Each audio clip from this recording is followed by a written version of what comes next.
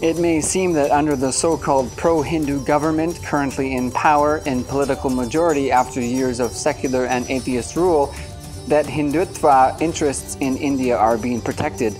But the truth is the 1 billion Hindus in India are an orphaned lot.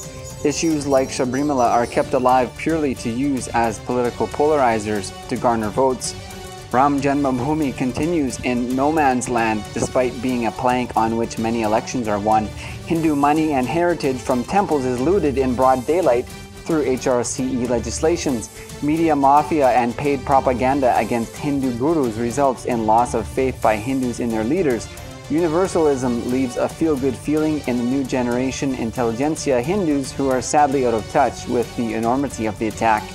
Hindu children are brainwashed by media, convents, Christianized schools, and secularized syllabi, which cunningly create low opinion of Hindus. And aggressive conversions continue by foreign-funded NGOs in the midst of disaster relief crises.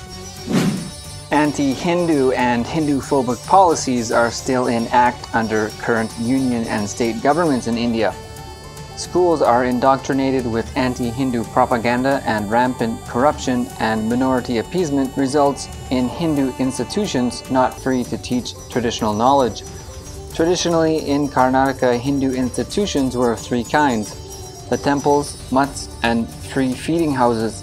Today, the Karnataka Hindu Religious Institutions and Charitable Endowments Act of 1997 essentially nationalizes Hindu institutions by controlling the appointment of temple priests and servants, prescribing their qualifications, creating common pool funding, regulating government bodies for temples, appointing managing members, and overseeing the selling of temple lands. It is also possible that temple funds collected may be redistributed to support other than Hindu institutions.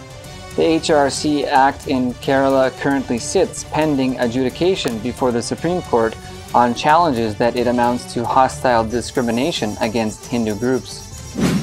Although Kerala police had said they would provide protection and escort devotees seeking darshan at Sabarimala, they arrested K.P. Sasikala, the president of Hindu Aikya Vedi.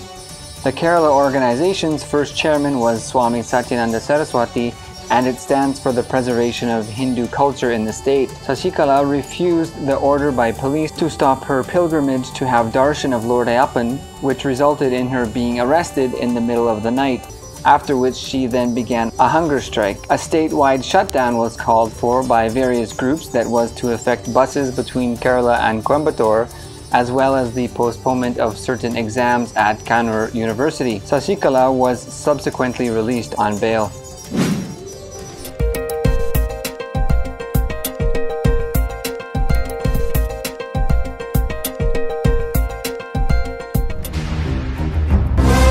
You are Hindu when you have a God who reassures you. Dharma samsthapanarthaya sambhavani yuge yuge. In order to re-establish dharma, I will incarnate again and again.